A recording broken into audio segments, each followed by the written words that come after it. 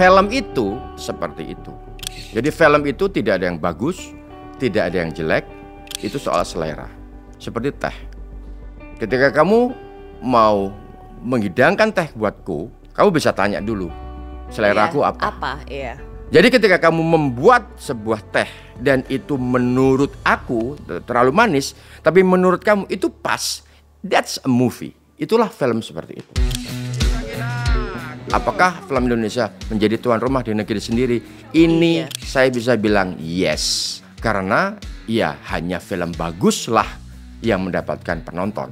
Enggak film Indonesia, enggak film Hollywood, enggak film Thailand, enggak film Cina. Hanya film bagus yang mengena di hati penonton yang mendapatkan penonton. Kita itu akan struggle besar oleh diri kita sendiri. Jadi gurumu adalah diri kamu sendiri. Benar banget. Ya kan? Benar banget, Dan Mas. modal yang paling besar adalah waktu. Nggak ada yang lain. Lu ngilangin waktu 1 menit, aduh konsekuensinya akan besar sekali. Jadi siapa yang kuat, itu siapa yang menang gitu loh.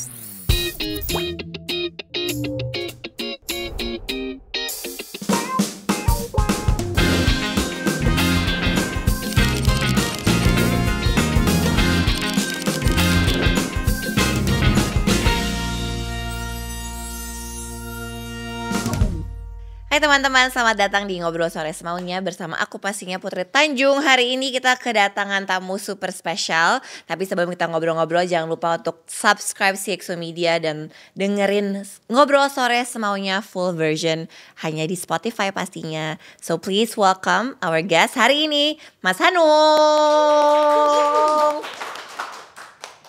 Hai Mas Hanung. Halo. Hai Putri.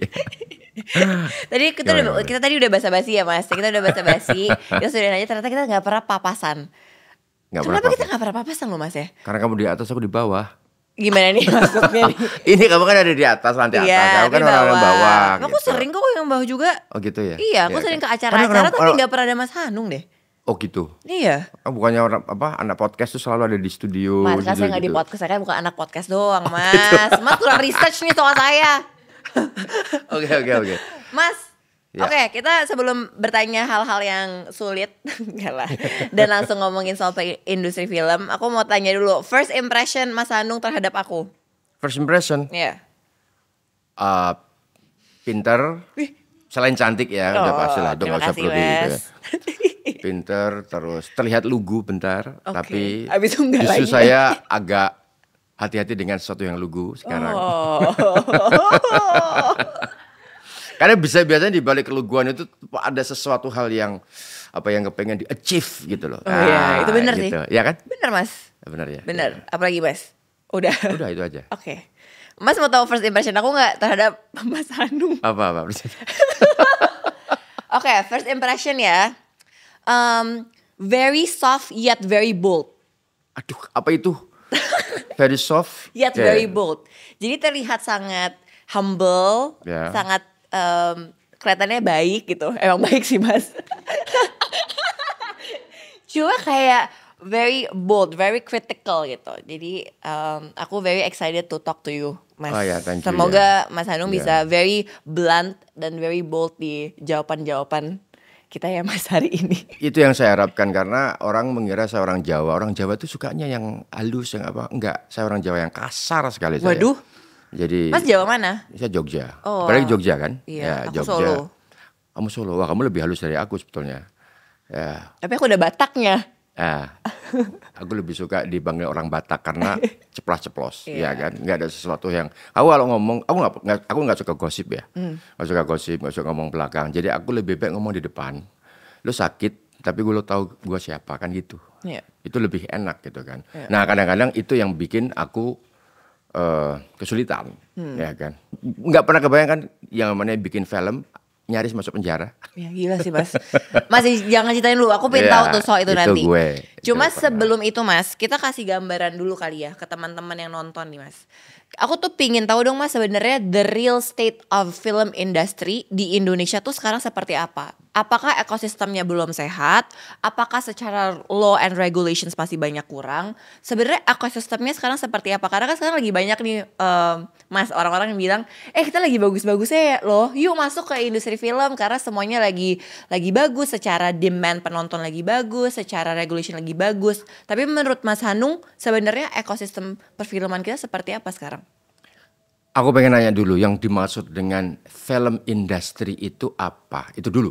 Oke. Biar kita nyambung. Nyambung nih ya Mas. Kalau aku secara keseluruhan Mas. Jadi end to end ekosistemnya. Jadi dari regulations sampai orang yang talent sama krunya dan marketnya. Oke. Orang mengatakan bahwa film industri, ya kan, yang namanya film industri itu adalah sebuah entitas. Betul. Jadi bukan hanya satu orang, dua orang, tapi entitas. Semuanya. Entitas itu di situ berisi tentang institusi-institusi yang menyediakan pertama sumber daya. Sumber daya itu ada dua, sumber daya itu kru, terus kemudian ada dua pemain, sumber daya kemudian penulis, DOP apa segala macam sumber daya.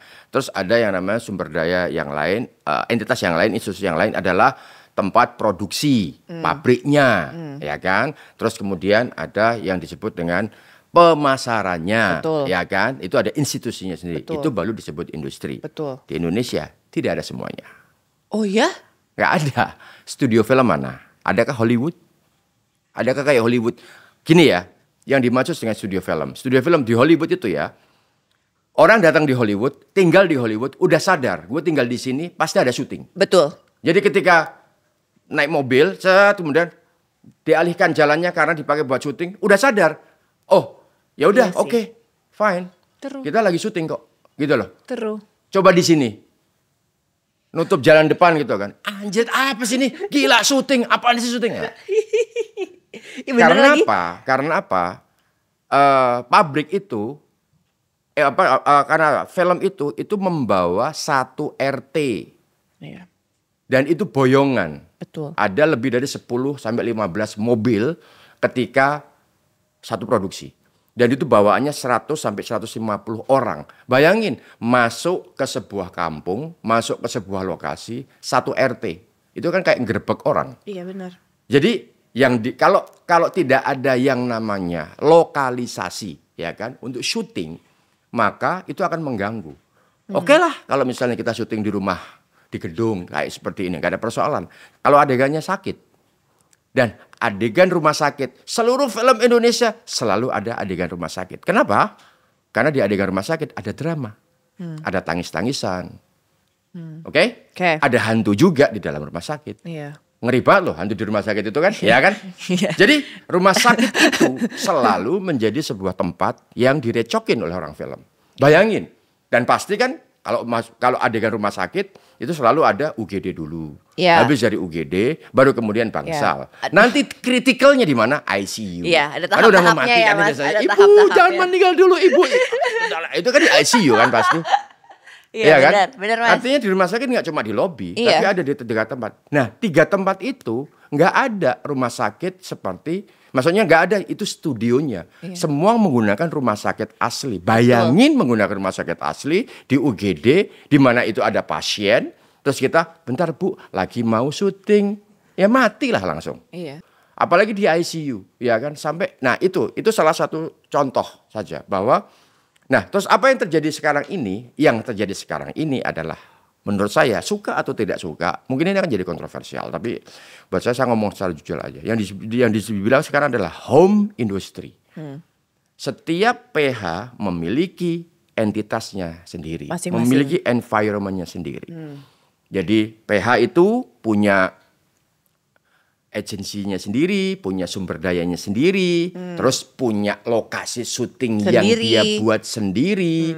Terus kemudian produser itu, yang disebut produser, itu sebetulnya orang yang tidak punya uang, tapi orang yang punya kreativitas. Karena dia memproduce loh. Tapi orang mengingat produser itu orang yang punya duit. Betul. Salah, bukan.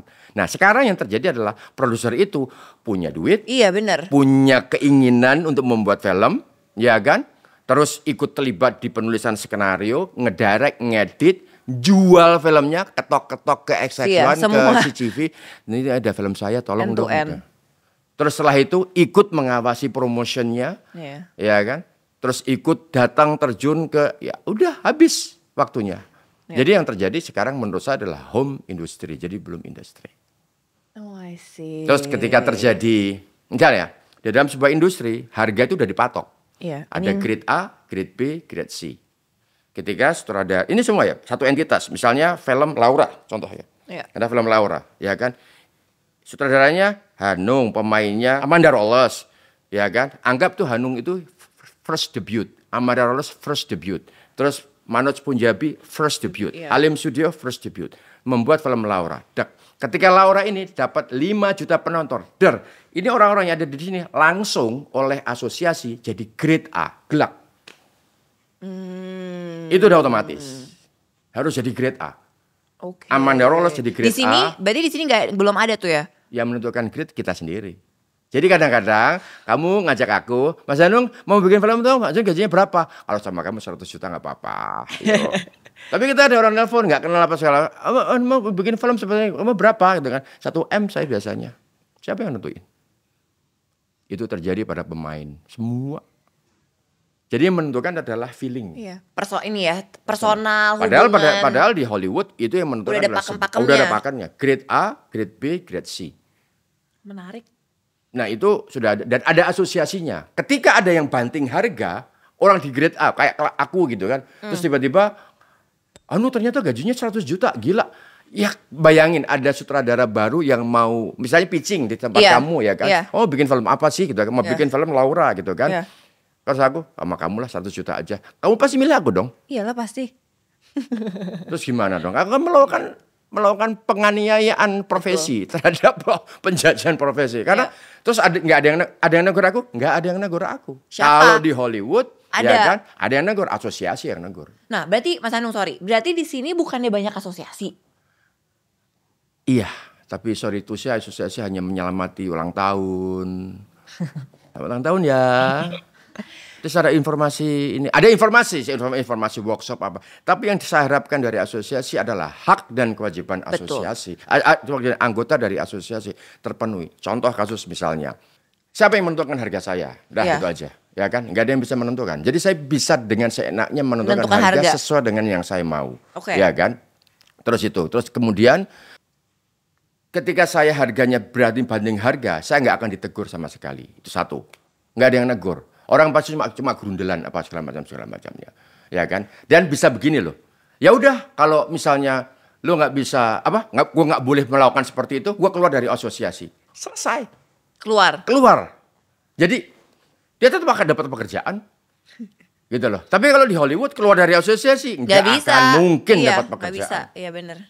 Karena namanya udah tercoreng lah pasti. Udah kecoreng. Jadi asosiasi, agent itu saling keterkaitan semua, gitu loh. Jadi pemain tidak bisa seenaknya. Dan Mas, apakah di sini asosiasinya masih berkubu-kubu? Jadi sebenarnya enggak. Oke. Ya sebenarnya enggak, tetapi iya. Gitu. Gimana sih? Jadi tadi kan, kita berasosiasi nih, kita kan kita ketemu ya gitu kan. Tapi sebenarnya di dalam di dalam pelaksanaannya punya grup sendiri-sendiri. Iya kan. Iya, Mas. Tapi ini menarik sih, karena kan menurut aku nggak tahu film industri karena aku nggak pernah masuk ya Mas. Aku nggak pernah masuk di industri perfilman. Tapi aku sangat tertarik. Maksud aku pertama Mas, kan tadi tuh Mas Hanung bilang nggak ada pakem-pakemnya. Ya, berarti kita masih jauh dong Mas ke arah Hollywood atau kayak K-drama itu tuh masih jauh banget dong. Untuk apa dulu nih? Kalau untuk cerita talented, kita gak kalah sih. Talent dari kita. Iya.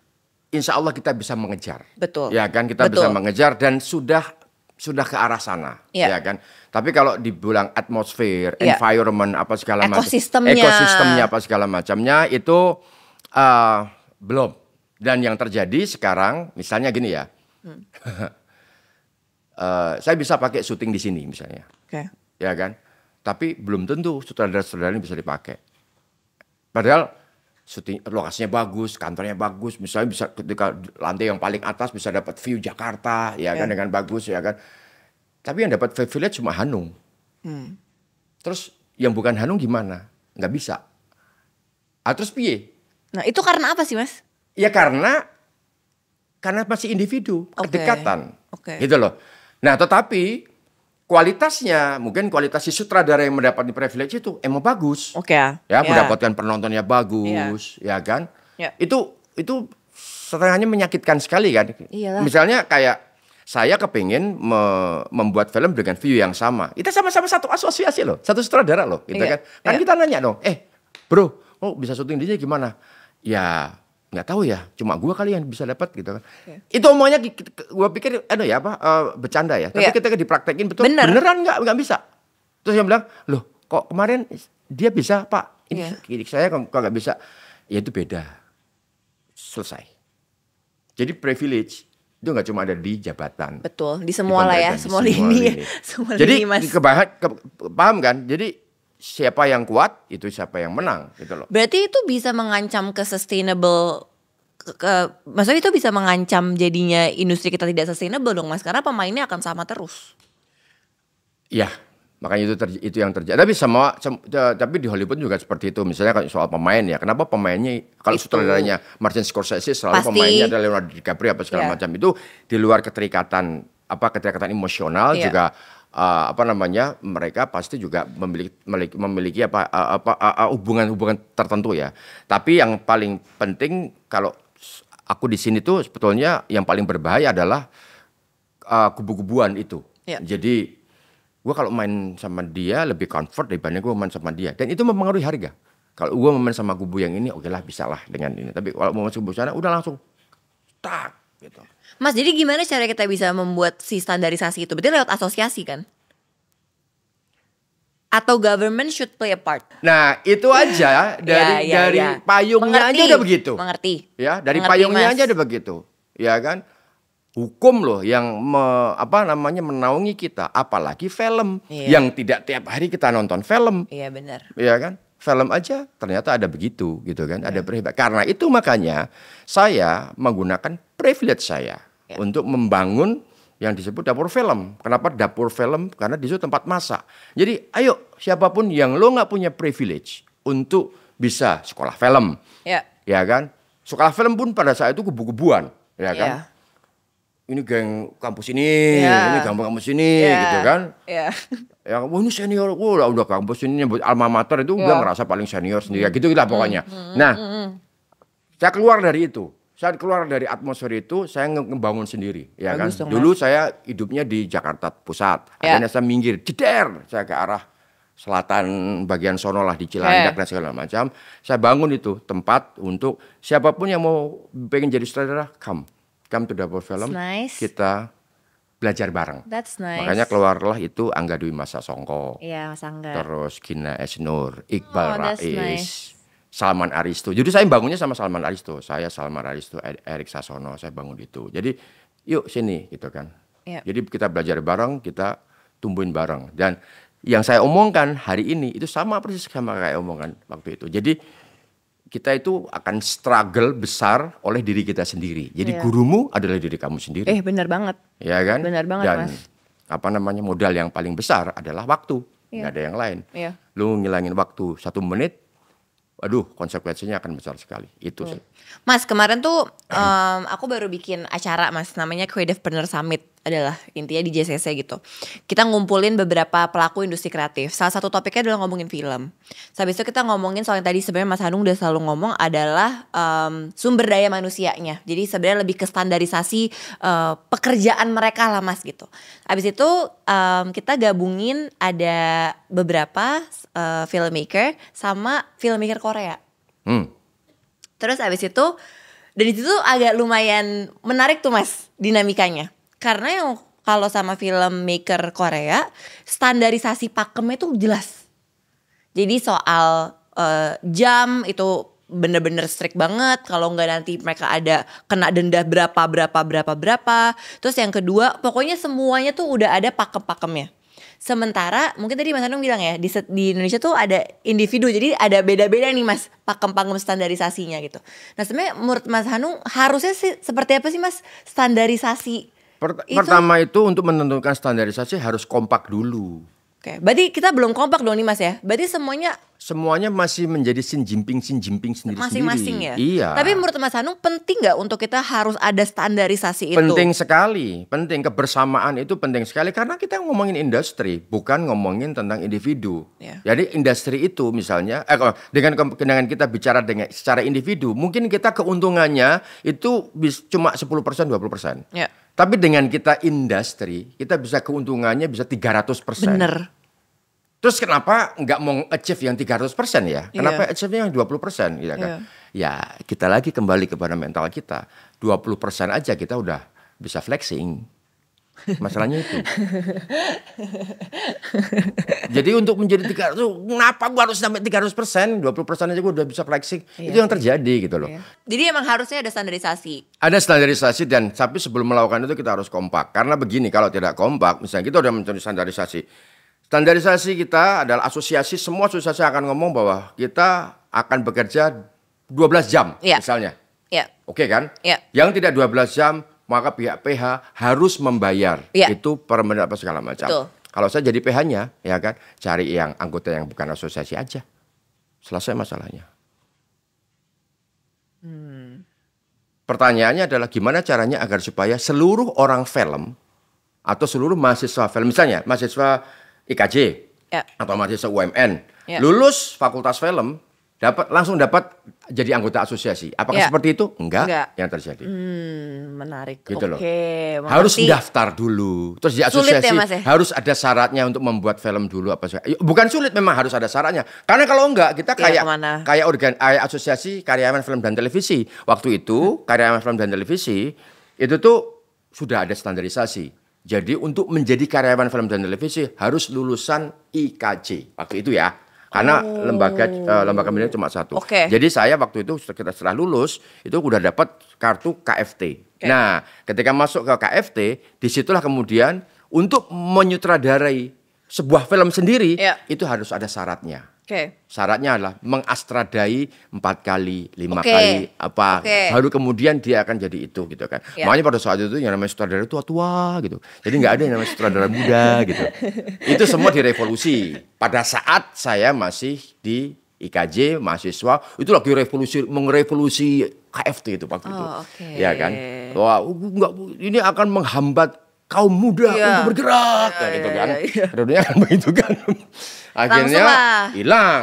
Ya kan, KFT hilang, akhirnya orang para senior kita waktu membuat film gitu kan. Waktu itu kenapa harus ada asosiasi ya kan, dan sangat ketat karena menggunakan bahan baku seluloid. Bahan baku seluloid itu dampaknya itu besar sekali pada pembiayaan, pada environment, karena urusannya kimiawi, ya kan. Kalau dipakai atau digunakan oleh orang-orang yang tidak kompeten, maka akan membuang-buang limbah, akan membuang-buang biaya. Karena itu makanya sangat strict sekali pada saat itu. Nah, terus kemudian karena itu udah direvolusi, apalagi sekarang ada era digital. Kamu bisa membuat film dengan handphone dan itu bisa tayang di bioskop karena resolusi handphone itu udah 4K. iPhone ya? Iya, iPhone, nggak apa-apa. Nggak apa-apa.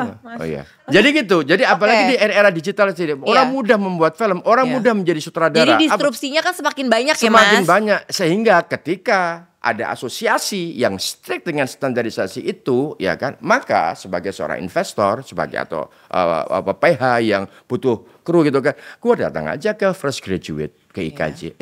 Lihat dong film kamu kayak apa. Ternyata bagus. Mau dong nyutradarain. Ini budgetnya segini, wah bisa kalau budget segini berarti saya kerjanya 24 jam dong. Wah terserah, nggak apa-apa, yang penting kan baik. Selesai itu, orang yang masuk asosiasi, lah kita masuk asosiasi biar bisa dapat duit, kok nggak dapat duit? Kalah gua sama anak muda gitu kan, gimana? Cabutlah kita dari asosiasi, gitu loh. Ya kan? Artinya apa? Berarti mentalitasnya harus dibentuknya dari atas ke bawah dong. Top down ya Mas berarti. Iya, betul. Tapi dari semua bukan kekisruhan saya bilang, jadi semua keunikan dari industri kita ini, alhamdulillahnya penonton kita naik. Itu di luar dugaan, naik, dan kalau belum dibilang apakah film Indonesia menjadi tuan rumah di negeri sendiri?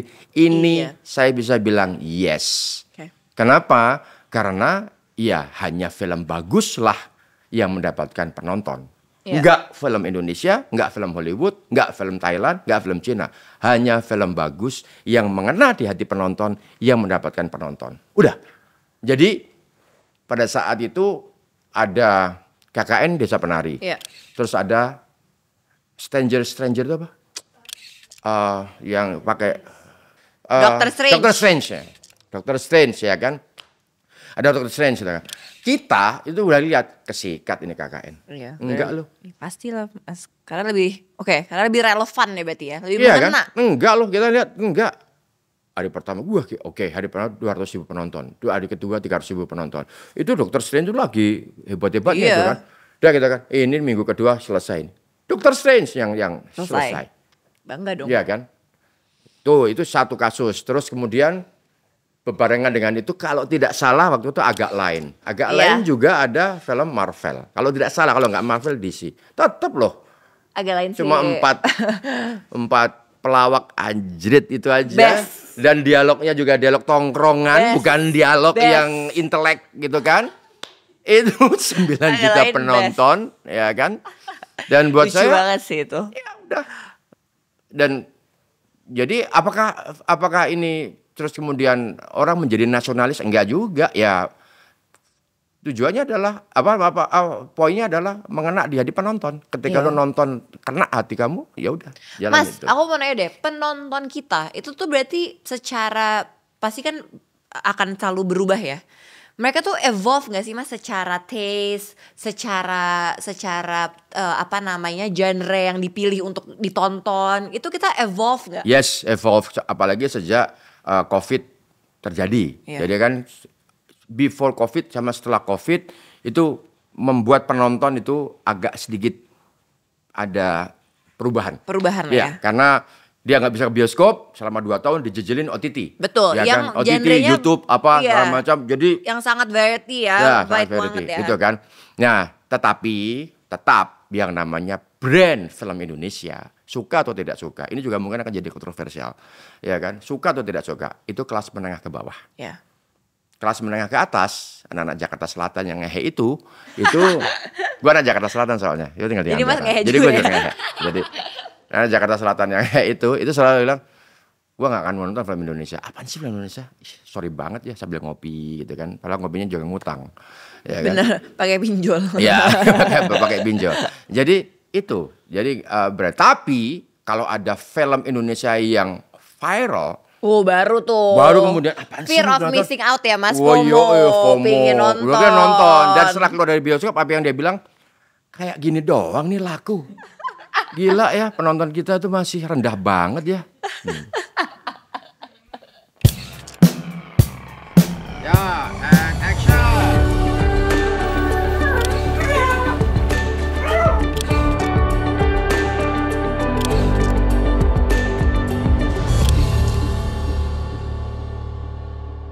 Mas, tapi aku mau ngomongin soal perjalanan karir Mas yang tadi Mas sempat mau di penjara lah apa segala macam gitu. Aku cuma pingin tahu dulu nih Mas latar belakangnya. Penasaran aja kenapa Mas Hanung cinta banget sama industri film? Kenapa Mas Hanung suka banget bikin film? Dari dulu tuh aku gak tahu film ya kan. Aku cuma orang yang kepengen telling a story, that's it. Jadi di mana-mana tuh aku selalu pengen cerita, gitu loh. Aku punya cerita gini, dan ketika orang terpukau dengan ceritaku, maka aku akan puas dan aku akan merangkai cerita-cerita yang lain. Jadi perangkaian cerita-cerita itu bukan dari imajinasi. Jadi ketemu sama siapa, sama keluarga ini, sama keluarga itu, terus kemudian dapat. Terus kadang-kadang aku menceritakan sesuatu yang sebenarnya itu tidak terjadi tapi itu terjadi. Gitu loh. Aku kemarin ketemu ini loh, ternyata ini tuh kemarin mukulin ini, padahal nggak mukulin, tapi aku menceritakan itu gitu kan. Yang penting membuat orang oh ya, oh wow, gitu tuh. Penyebar hoax ya. Gitu, ya kan. Terus akhirnya aku mau kelas kelas 3 SD, mulai dari kelas 3 SD aku tidur bersama nenek. Oh, ya oke. kan? Tidur bersama nenek, dan nenek itu sukanya mendengarkan radio ketoprak, ya kan? Ya, radio ketoprak apa segala macam, ya kan? Terus habis itu terus kemudian setiap Sabtu Minggu di Jogja, di alun-alun utara di Jogja itu depan keraton itu selalu ada yang namanya tobong ketoprak. Oke. Tobong ketoprak itu kayak lenong begitu, tapi itu dia nggak cuma membangun panggung hiburan, tapi dia membangun gedung dengan sebeng. Jadi orang itu kalau menonton harus masuk ke dalam. Jadi saya selalu diajak, ya kan. Nah, disitulah kemudian awal aku mengenal yang disebut spektakel. Jadi pas nonton, wah waktu itu aku nontonnya waktu itu masih ingat kisah tentang Nabi Musa. Ketoprak bahasa Jawa tapi tentang Nabi Musa. Jadi pas adegan membelah laut itu tuh kita tahu bahwa di belakang itu cuma backdrop yang digerak-gerakin. Tapi kita ngerasa percaya bahwa itu adalah laut yang sedang dibelah, gitu loh. Nah, dari situ terus kemudian di sekolah aku praktekin. Gitu, aku praktekin, yuk kita bikin ketoprakan yuk, gitu. Praktekin, aku mulai nulis apa segala macam. Oke. I see. Jadi dari situ udah. Nah, sampai kemudian SMP aku terlibat di dalam teater. Oke, dalam teater, dan dilalahnya di SMP itu ketemunya sama teater yang seniman gitu kan. Idealis. Ayo, seniman gitu kan. Jadi dan dulu seniman itu tuh gondrong gitu kan, terus ininya sobek-sobek gitu kan. Kan waktu aku SMP itu kan jadi harus butuh role model kan. Nah, role model aku tuh begitu gitu loh kan. Oh, jadi apa jadi kayak gitu dong? Iya, tapi kan kita nggak bisa gondrong. Sekolahku kan SMP Muhammadiyah. Gondrong kan nggak boleh, ya, Mas. sulit banget gitu kan. Jadi ya kalau nggak boleh gondrong, ya sobek-sobek aja boleh. Nah, makanya terus seragamku tak sobek, gitu.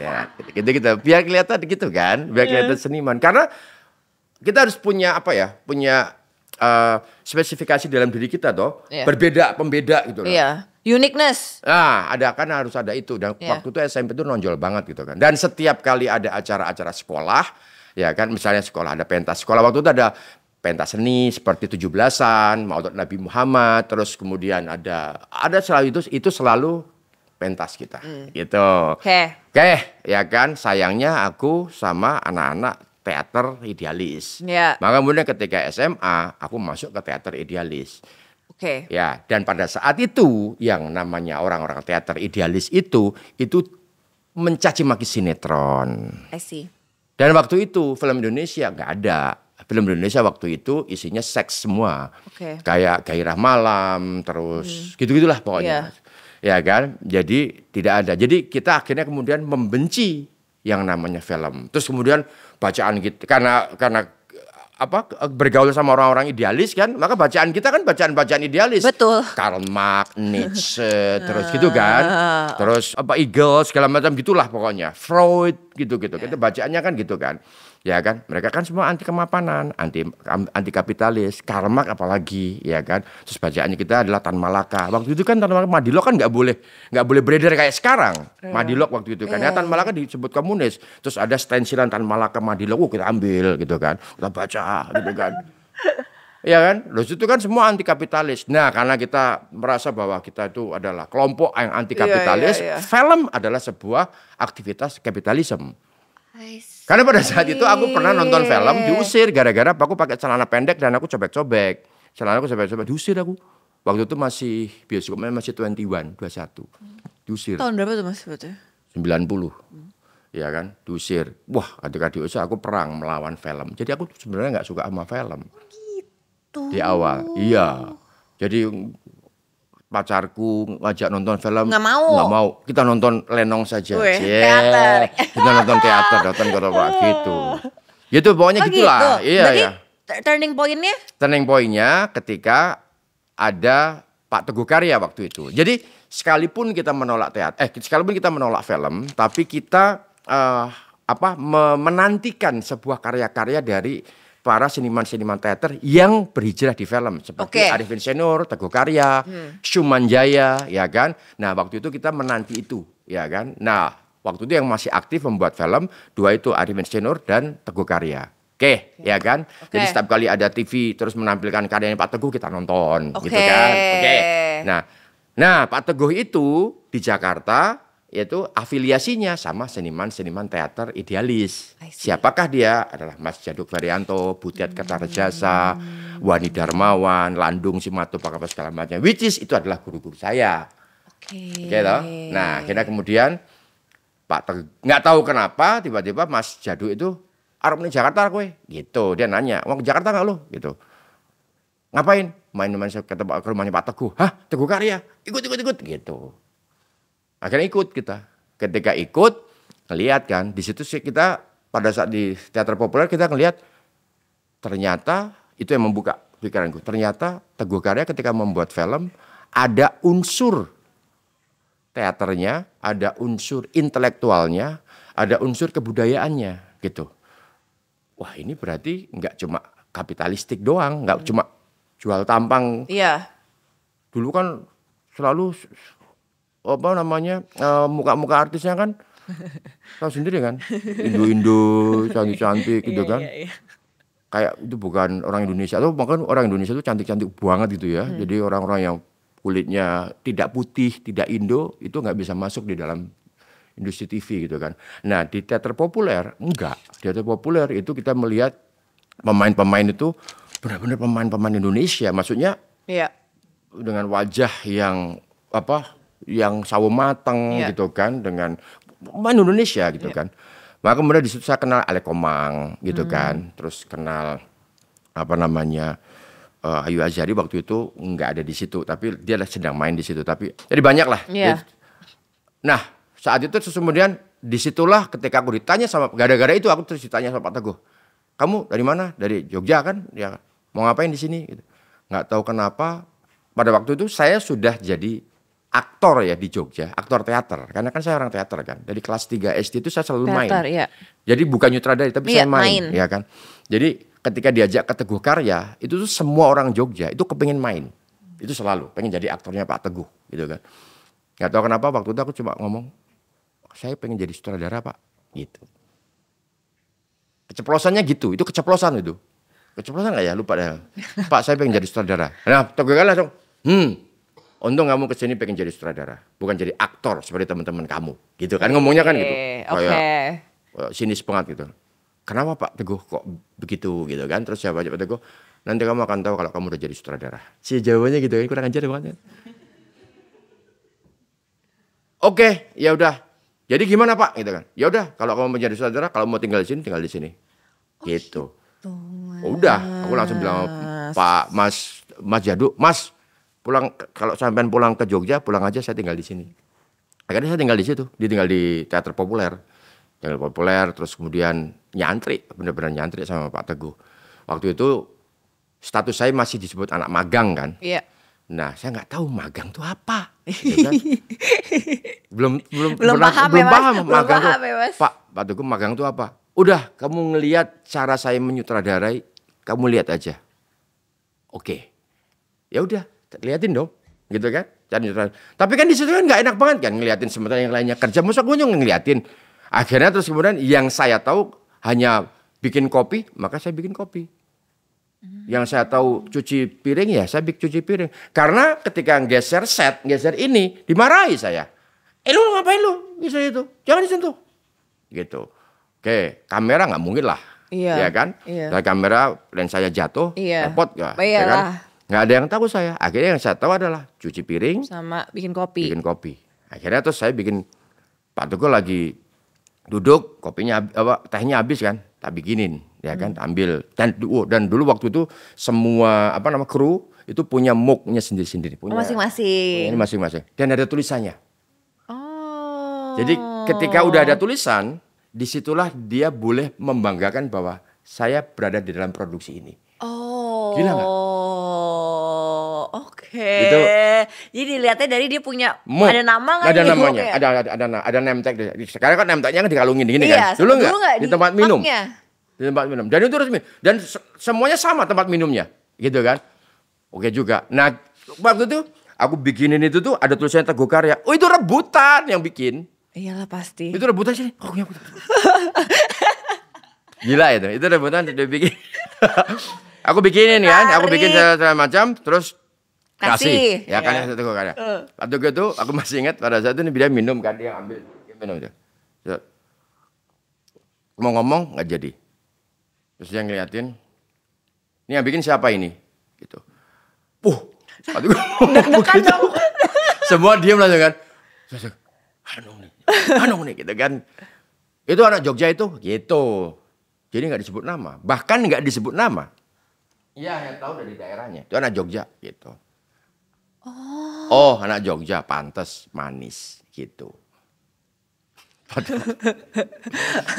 Sedih gak? Ya kan? Nangis gak? Dia nggak ngomong gak enak. Dia nggak ngomong enak. Dia cuma, oh pantes manis, gitu. Dah, ya kan. Nah setelah selesai itu kan, terus aku deketin, minta maaf lah, Pak, minta maaf ya Pak Teguh kalau Karena manis. Kalau mungkin terlalu manis sampai segala macam. Oh nggak ada masalah, ya kan, nggak ada masalah. Film itu seperti itu, ya kan. Jadi film itu tidak ada yang bagus, tidak ada yang jelek. Itu soal selera. Seperti teh. Ketika kamu mau menghidangkan teh buatku, ya kan, kamu bisa tanya dulu, seleraku apa? Apa, iya. Ya kan, mau suka manis atau mau suka nggak manis, ya kan. Betul. Jadi ketika kamu membuat sebuah teh dan itu menurut aku Teguh Karya, itu ada terlalu manis, tapi menurut kamu itu pas, that's a movie. Itulah film seperti itu. Oke, jadi membuat film itu tuh dari membuat teh itu tuh buat gue anjrit gitu. Dari situ aku pegang. Jadi buat saya kalau misalnya saya lagi membuat film nih, saya akan tanya, misalnya kamu ngajak aku membuat film, Mas aku membuat film sama kamu ya kan, kamu pengen penonton kamu siapa, dan kamu kepengen penonton kamu dapat apa, nah itu. Aku harus tanya dulu ke situ. Ini belum masuk ke ceritanya apa segala macam. Gitu. Mas, berarti menurut Mas Hanung there's no good movie or bad movie. Standar gini, kan ada kopi enak dan kopi tidak enak. Iya. Ya kan. Nah itu yang nentuin siapa? Barista toh? Iya. Atau komunitas kopi kan? Iya. Nah ya sama. Jadi film pernah dengar Nollywood nggak? Enggak. Itu di Nigeria. Itu filmnya di situ, nonton deh, ada kok di YouTube dari Nigeria Nollywood gitu. Ya? Itu film perang, tapi CGI-nya jelek, yang selalu jadi meme-meme gitu loh. Tapi itu yang nonton banyak banget gitu. Itu pakai bazooka gitu, wah, gitu. Itu tapi dia pakai bener-bener kayak kalau kita dijadiin meme jelek-jelekin sinetron itu kan, ya selalu CGI-nya. Itu pakai itu. Tapi penontonnya banyak gitu kan. Itu oke lah, itu yang kasus yang paling rendah. Bollywood, ya kan. Joget-joget, selalu apa? Gitu kan? Selalu kalau ada film India itu joget-joget, kalau ada tiang selalu gatal pengen muter-muter. Selalu begitu kan, ya kan? Tapi gila, saya ada di Bollywood, ya kan, pada saat itu lagi proses film Ayatnya Cinta, saya nonton. Saya coba nonton kan di sebulan saya. Ngapain gue jadi mager banget, ya kan? Akhirnya kemudian aku nonton, masuk penasaran dengan film bioskop di waktu itu di Chennai, ya kan? Gue masuk di situ. Udah ketika masuk nggak ada subtitle loh. Tapi aku nggak mau nonton itu. Tapi ketika mereka ada adegan joget, itu semuanya berdiri. Oh ya? Semua berdiri, terus keluar dari row-nya, terus joget. Joget, bener-bener joget. Gitu ya. Wah, oke. Terus ketika jagoannya keluar, dilemparin itu bunga. Makanya ada slow motion itu penting sekali buat India pada saat itu. Keluar dari pintu, terus slow motion kan. Terus itu apa namanya, kemejanya kebuka. Iya kan? Kalau cowok. Betul. Terus kena angin, gitu kan. Itu tempatnya untuk penonton akan bersorak. Terus keluar itu. Gitu kan? Nah, itu Bollywood, ya kan? Jadi buat aku kembalikan kepada penontonnya bagaimana gitu loh. Karakteristiknya. Jadi terus kita bilang itu jelek, dijadikan bahan ceng-cengan. Sekarang juga sama, drakor juga jadiin bahan ceng-cengan. Yang nonton drakor hanya kelas tahu sendirilah gitu-gitu kan. Ya kan, artinya yang menentukan jelek baik itu siapa? Community toh, ya kan? Penontonnya gitu loh. Bagi kita kelas menengah ke atas yang Jakarta Selatan ngehek tadi itu buat kita adalah film Hollywood yang paling keren gitu kan. Mas, tapi aku penasaran nih. Kan Mas Hanung itu kan sebenarnya backgroundnya itu adalah quote unquote seniman, ya dong? Iya. Very idealistic. Sayangnya iya waktu itu. Iya kan Mas? Tapi Iya. kan sekarang Mas Hanung dengan bilang tadi kita membuat film itu untuk quote unquote adalah penonton, berarti sebenarnya nggak seidealis itu dong? Aku pengen nanya idealisme itu apa? Nah, Emang Oke, orang coba. membuat sebuah film tidak mau Coba, Mas. ditonton. Iya, oke. Bohong banget. Orang Jadi- seseniman apapun ketika membuat karya itu tuh hati kecilnya gue kepengen ini yang nonton itu akan wow, akan begitu pasti. Tapi ketika nggak ada yang nonton itu tuh pasti dia kan ya beginilah film gue. Iya. Nah, itu Gue gimana emang Mas nggak berarti? pernah bisa dimengerti oleh negara saya. Iya. Nah, Mas berarti Apakah itu idealis? Oh, enggak dong. Gini ya, idealis sama komersial Ya. itu bukan dua institusi yang terpisah. betul. Idealis Bareng. sama komersial itu ada dalam institusi yang jadi satu. Setuju. Idealisme ada di atas, yaitu di atas itu berarti di otak, ya kan? Di otak sama passion. Komersial itu ada pada distribusinya. Correct. Ya. Nah, terus festival itu fungsinya buat apa? Festival itu a part of market. Misalnya, filmku, ya kan, aku pengen membuat film yang itu sangat personal banget gitu kan. Apa namanya yang aku nggak mau misalnya aku nggak suka musik, Ya. ya kan. Terus kemudian semua filmku nggak boleh ada musiknya. Apalagi itu apa? Original soundtrack. Apaan sih? Setiap kali nangis dikit, original soundtrack, gitu kan. Apaan itu? Nggak mau gua. Nah, misalnya gitu kan. Gua nggak mau. Semua film gua kosongan, nggak ada itu, Ya. ya kan. Nah, ketika aku menampilkan filmku itu di sebuah tempat yang penyuka lagu, gimana dong? Iya. Sebagaimana, Yang nggak bisa. ya, Ya. sebagaimana aku membuat kopi, Ya. ya kan, di komunitas teh, Iya. ya bunuh diri dong, Bung. Iya. Sama hanya dengan begitu. Jadi Betul. aku harus mencari tempat di mana yang bisa memutar filmku yang tanpa musik itu. Iya. Maka kemudian carilah festival. Iya.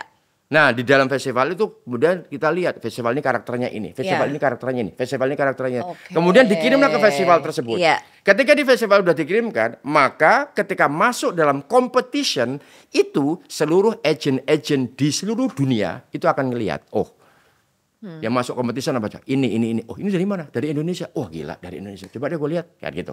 Kalau misalnya, oh ini dari Amerika, oh biasa. Oh ini dari India, udah biasa. Iya. Oh, ini dari Jepang biasa. Dari Indonesia, Indonesia itu mana sih? Itu loh yang ada Balinya itu loh. Oh iya. Oke, gue nonton deh gitu. Akhirnya dia nonton. Ketika dia impress, gila ini film gak ada musiknya, tapi kok saya tersentuh ya. Oke, gue ambil deh. Berapa harganya? Oh ini harganya sekitar saya produksi cuma 100 juta. Jadi saya jual 1 M. Oke, dan kita beli 1 M. Beli. Iya. Ini akan diputar di mana? Diputar di tempat bioskop saya. Iya. Agentnya di mana? Iya. Misalnya bioskop. Which mereka tahu lah ya penonton mereka Bener, itu seperti tahu. apa karakteristiknya. Terus Iya. apakah itu tidak komersial? Iya. Dari 100 juta menjadi 1 M itu enggak komersial? Iya, komersial dong. lah, iya.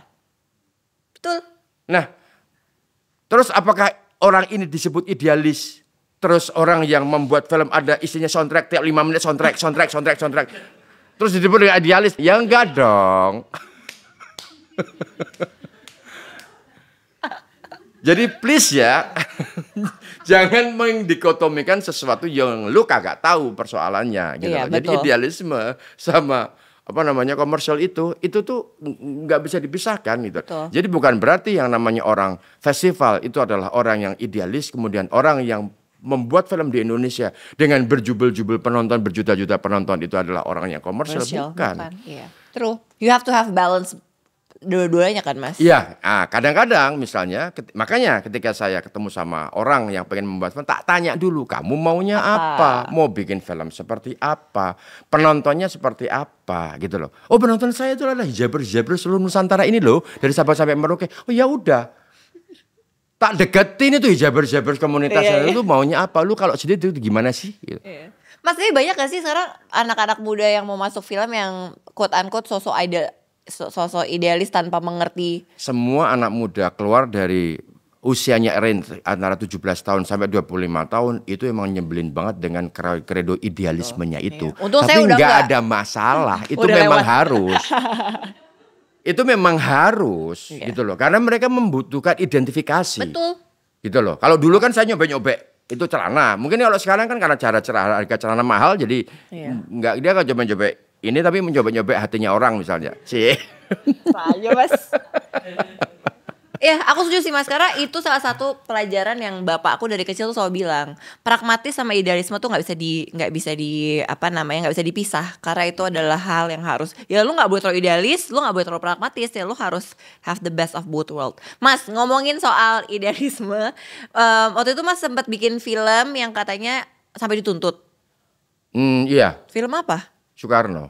Oh. Film Gimana ceritanya? Film Soekarno. Sebelum film Soekarno, film Cinta Tapi Beda. Cinta Tapi Beda. Ya, itu film mengisahkan tentang kisah cinta antara laki-laki dan perempuan, tapi beda agama dan beda kultur. Oke. Nah, yang laki-laki itu dari Jawa, yang perempuan dari Padang. Oke. Ya kan? Nah, kalau yang perempuan dari Padang itu saya bikin Islam, biasa dong. Oh, ini dituker. Biasa dong, ya karena gitu kan. Terus yang Jawa itu Kristen biasa, ya kan. Nah, gimana sih kalau seandainya yang Padang itu yang bukan Islam, gitu. Nah, yang apa namanya, yang Jawa yang Islam, gitu kan. Terus, wah itu penulis saya apa segala macam tuh, lu jangan gila lu, gitu kan. Lah, tapi itu kan di 2013 Pak ya. 2013 2014 ya sekitar itu deh. Nah, itu lah, tapi kan di Padang ada gereja katedral.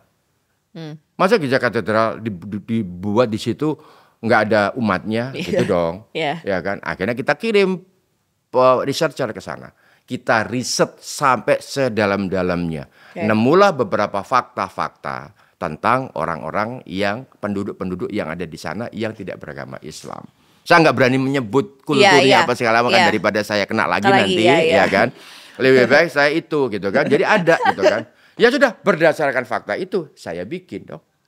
Tapi yang namanya penonton, yang namanya udah urusan kultur, udah urusan sentimen keagamaan ya kan. Which is itu buat saya hak yang harus hak yang buat mereka harus pertahankan gitu kan. Karena menyangkut keimanan gitu kan. Jadi buat saya sangat menghargai itu gitu kan. Tapi karena mungkin mereka terlalu tersinggung dengan ketengilan saya ini, ya, waktu itu ya usia saya masih 30-an tahun lah. Padahal udah tuir juga loh ya. Itu lagi tengil-tengil ya Mas ya? Justru lagi tengil-tengilnya. Kacau itu.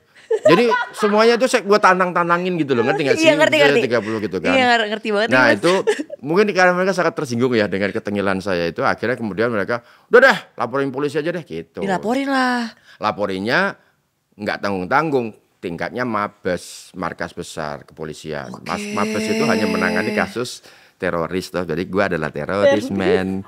Jadi gitu. Tapi akhirnya aduh minta maaf ya gitu kan. Ya minta maaf.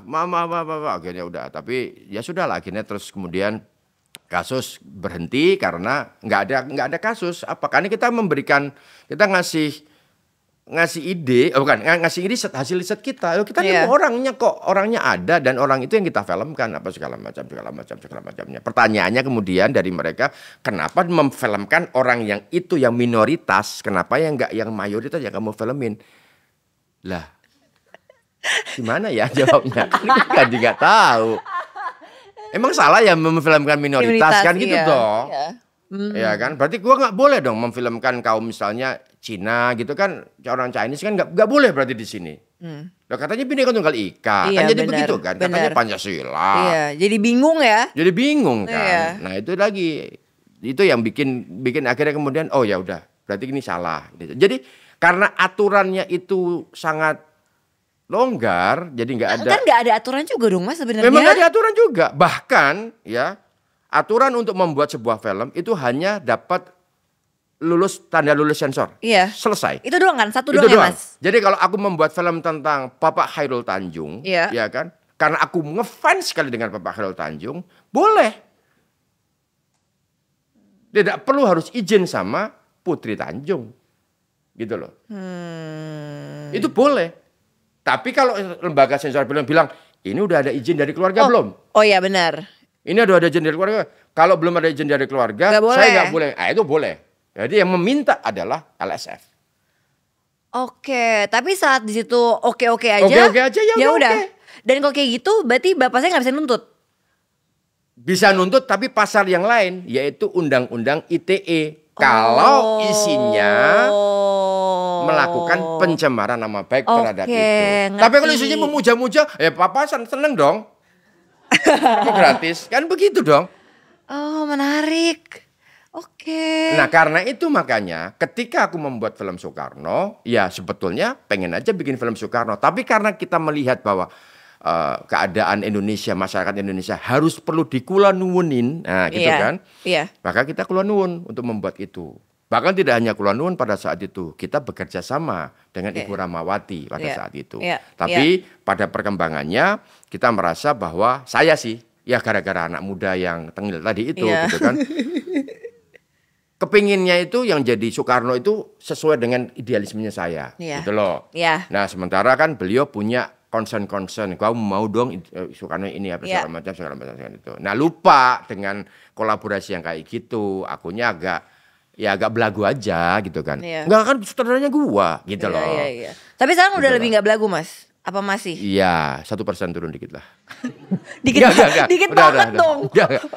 Maksudnya buat apa juga Mas, belagu tapi gitu. Tapi aku perasaan deh, kan dulu kan Mas pasti ya kan tadi dari apa yang maksudnya core-nya dari situ, abis itu lumayan dari ceritanya emang belagu dan emang agak terlihat ya Mas ya.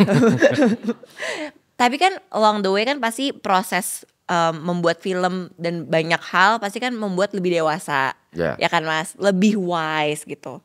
Ada gak sih Mas kayak turning point yang bikin kayak harusnya gue gak kayak gitu deh gitu. Udahlah gue apa ya, turning point-nya apa ya?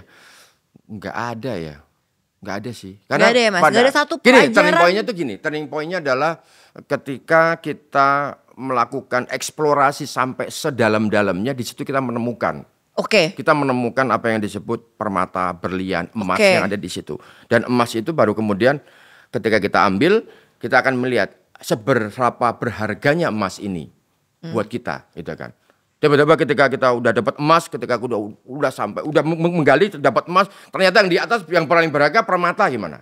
Emasnya ternyata dibuang di kiri kanan. Ya berarti nggak berharga dong. Ya kan. Jadi karena itu makanya ketika udah menggali dapat sesuatu dari emas itu, akhirnya kemudian ternyata idealisme sama komersil itu nggak dipisah ternyata.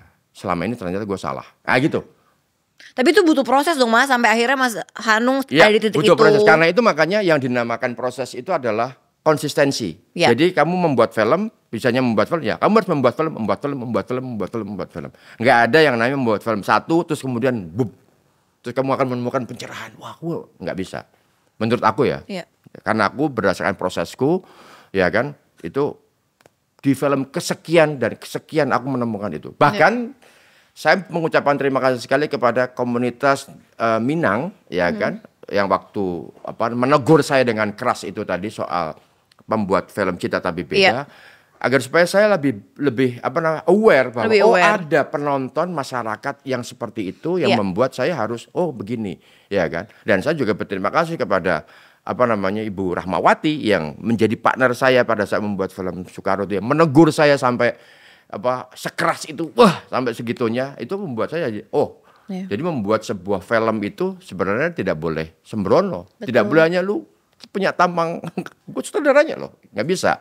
Ternyata harus kita kolaborasi. Karena itu makanya banyak banget sekarang ini ketika saya membuat film udah selesai, udah tayang, misalnya udah screening gitu kan, udah screening undang publik, itu saya bongkar lagi. Karena ada masukan, ini nggak boleh bikin, kayaknya nggak bikin, tak bongkar lagi, tak edit lagi, terus which is itu akan berdampak pada biaya, nggak ada masalah. Tapi itu yang terjadi. Maka film-film saya yang terakhir setelah pandemi lah 2 tahun itu, kita bayangin menjadi sebuah momen menyadarkan saya bahwa setidak pentingnya itu film ternyata. Karena tidak nonton film kan tidak membuat kita mati. Jadi setidak pentingnya itu bidang saya yang saya geluti. Ketika disuruh lockdown hancur semuanya. Kan gitu toh. Ya kan nggak bisa ngapa-ngapain di rumah, stres apa segala macam. Itu benar-benar ngebuka. Kalau bisa dibilang itu turning point, mungkin itu turning point-nya. Jadi kita menjadi manusia yang tidak ada artinya di mata keluarga pada saat itu. Karena kan aku bisanya bikin film. Ya kan? Terus jualan apa? Suruh TikTokan gitu nggak bisa aku, ya kan? Suruh TikTokan. Iya, nggak bisa. Padahal tambangku TikTok banget loh. Nggak bisa. Sementara banyak yang lainnya itu bisa berdaya dengan online mereka. Aku nggak bisa gitu. Jadi aku stres banget dalam 2 tahun itu. Akhirnya kemudian kesetresan itu mungkin membuat aku perspektif berubah ya Mas. Perspektifnya akhirnya berubah. Jadi shit man, nggak ada lagi sekarang. Udah nggak usah egois banget lah. Nggak ada ini ya, betul. Nggak ada itu. Film festival, film bioskop udah nggak ada lagi. Film is film. Kalau kamu memang mau tayang di festival, maka pelajari festival itu apa. Ketika kamu mau ke bioskop mana lu harus pelajari. Ketika kamu tayang di bioskop di Malaysia, ya pelajarilah. Orang Malaysia itu suka teh macam apa, gitu kan? Dibandingkan dengan yang ada di Indonesia. Jangan sampai kamu kemanisan hanya gara-gara kamu suka manis. Nggak bisa gitu kan. Jadi begitu. Justru opportunity di situ ya Mas. Karena pasarnya luas banget kan. Sehingga dengan begitu maka sekarang ketika keluar dari, kalau dulu sebelum ada pandemi itu, ketika udah ketemu sama produser yang bioskop itu kayak ini pasti gini lagi, soundtrack lagi ini pasti isinya gitu. Pasti begitu, ya kan? Tapi ketika ketemu sama orang-orang dari Cannes Film Festival, orang dari Busan itu kan langsung, sini Pak. Berasa ketemu sama, ya kan, nabinya kan, gitu. Itu yang terjadi. Jadi passionnya itu langsung beda gitu loh. Ada skat-skat di passion itu. Nah, tapi gara-gara setelah itu udah jadi enak semua. Jadi ketemu sama siapapun enak. Enak ya. Pokoknya film is film ya Mas. Film is film. Gitu. Laura mengalami supaya nafkah tidur. Kan sekuat-kuatnya manusia kalau ngadu ke siapa? Kalau selain Tuhan, Mama, Papa. Mas, tadi Mas kan selalu bilang bahwa setiap film pasti ada lesson learn-nya buat Mas. Ya dong, pasti kan, karena dengan pasti beda gitu. Kalau untuk your newest film Mas, Laura. Gila, ini anak usia 20-an ya, 21 ya. 21 habis dari hangout sama teman-temannya, sama pacarnya, terus kemudian pada saat itu diputuskan untuk kamu nggak bisa bergerak. Itu gimana rasanya ya? Udah itu aja. Jadi buatku, wah, gue harus bikin film ini karena usiaku sudah hampir 50 dan anakku udah menuju ke usianya Laura, gitu. Hanya karena hang out sama teman-temannya, which is itu kan bukan hal yang salah. Kecuali kalau dia narkoba, dia kemana, itu kan, itu problem, gitu kan buat itu hang out. Jadi dia izin, Pak, Ma, aku mau ke hang out sama teman-temanku. Oke, fine, silakan, jangan pulang malam-malam ya, gitu kan. Terus balik, tiba-tiba ditelepon, anak lu di rumah sakit dan paralyzed. Itu, waduh. Nah, saya harus membuat sebuah film ini karena film ini akan ketika melalui Laura dan keluarganya kita akan melihat bahwa kita itu serapuh itu. Kita selama itu dan what should we do ketika itu terjadi pada kita. Lu mau ngapain? Dan yang terjadi pada Laura, ya nangis pastilah. Pasti ya. Nangis pasti, marah pasti. Tapi itu tidak kemudian berlarut-larut. Dia tuh malah cheerful. Dia kemudian oh my God. Bahkan pada saat saya ngelihat podcastnya di beberapa podcast itu, dia ngomongnya dengan santai. Ya enggak, masa nangis terus sih? Itu umur masih 23 tahun. Bahkan di umur saya yang seperti ini, ketika dapat masalah, gue nggak bisa ngomong kayak gitu, anjrit. Ini tuh ngomong kayak gitu, gitu kan? Jadi kayak, oke, gue harus bikin. Maka disebutnya there's a true story of a fighter. Itu setuju banget. Fighter, ya? Dia seorang fighter. Itu Laura. Kalau di balik layarnya apa yang paling seru Mas? Amanda Rolles kerasukan Laura. Pas pada saat podcast begini, itu langsung dia actingnya tuh kayak Laura. Dia di monitor kayak ngeliat buka handphoneku, terus aku searching Laura, terus aku klik, image-nya keluar semua Laura kan, aku liatin. Mirip banget. Mukanya Laura banget, cara ngomongnya Laura, itu cara ngomongnya Laura. Jadi pas ada scene podcast nanti, lihat aja. Oke, Itu dia menarik. berubah dari situ. Dan habis itu ketika cut dia langsung keluar. Wah, di keluar langsung minta tolong sama siapa namanya, sama Kevin Adilova yang jadi lawan mainnya. Iya. Dia kan, help me, gimana gue bisa keluarin? Gimana gue bisa keluarin?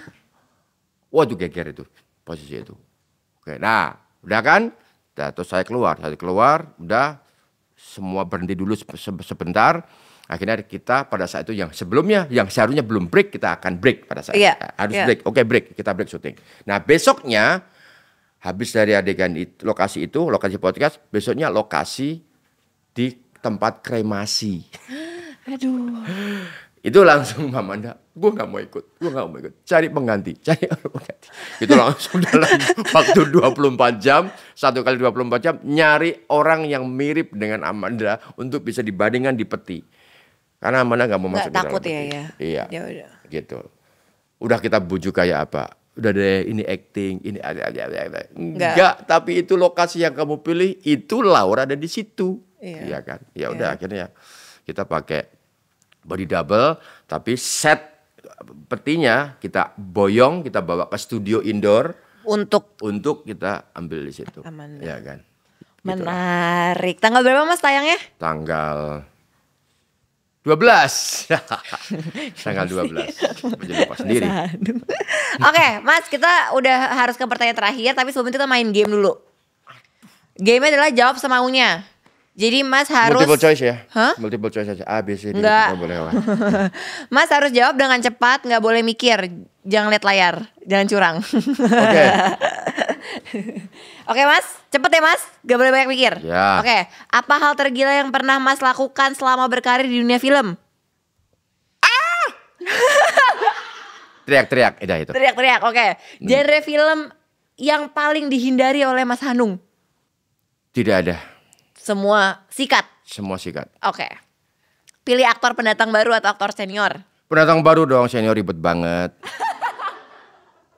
Sutradara Indonesia favorit Mas Hanung? Garin Nugroho, Teguh Karya. Pilih dipuji atau ditiru? Nggak dua-duanya. Nggak boleh ya? Harus pilih Mas, mending kemana? Dipuji aja deh. Oke, kebahagiaan untuk Mas Hanung? Kebahagiaan buat saya adalah dekat dengan anak-anak dan istri. Udah. Oh, cute. Paras banget ya, itu paras banget. Cute. Enggak ya. Oke, Mas, pertanyaan terakhir yang selalu kita tanya ke semua narasumber kita. Kalau misalkan Mas Hanung nonton episode ini lagi 5 tahun lagi, berarti Mas Hanung udah berapa 5 tahun lagi ya? 55? 55. Iya. Apa yang Mas Hanung sekarang di umur 50 ingin sampaikan ke Mas Hanung di umur 55 yang sedang menonton? Saya pengen punya sekolah film, saya pengen memberikan kesempatan buat anak-anak yang lebih muda, anak-anak saya, dan seumuran anak-anak saya untuk achieve apa yang mau di-achieve. Misalnya mau jadi sutradara, menjadi penulis, menjadi produser, menjadi apapun di bidang film. Itu impian saya sejak saya mau hijrah ke Jakarta untuk di Teguh Karya, di tempat Pak Teguh Karya adalah memiliki sekolah film. Amin, kita doakan. Mas Hanung, terima kasih banyak Sama-sama. sudah ngobrol-ngobrol. Jangan lupa untuk terus nonton Ngobrol Sore Semaunya hanya di Sexo Media. Bye-bye. Oke.